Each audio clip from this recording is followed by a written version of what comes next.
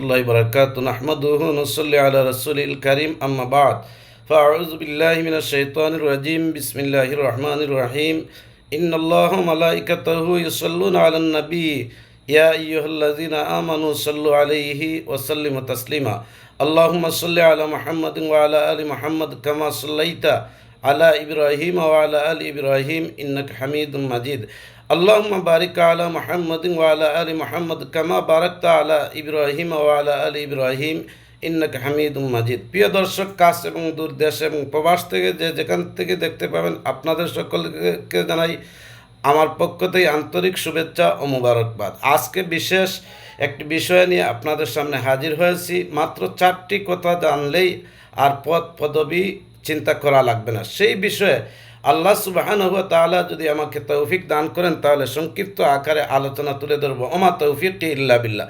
1 নম্বর হচ্ছে, আমি জানি আমার রিজিক আমি ব্যতীত কেউ খেতে পারবে না, তাই তা নিয়ে আমি চিন্তা করি না। 2 নম্বর হচ্ছে, আমি জানি আমার আমল আমি ব্যতীত কেউ করে দিবে না, তাই আমি তা নিয়ে ব্যস্ত থাকি। 3 নম্বর হচ্ছে, আমি জানি আল্লাহর দৃষ্টির বাইরে আমি কখনো যেতে পারবো না, তাই কখনো তার অবাধ্যতা করতে চেষ্টা করি না।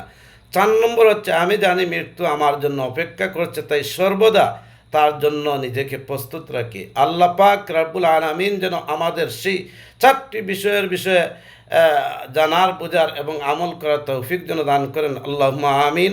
ওয়া আখিরু দাওয়ানা আনিল হামদুলিল্লাহি রাব্বিল আলামিন। আসসালামু আলাইকুম ওয়া রাহমাতুল্লাহি ওয়া বারাকাতুহু।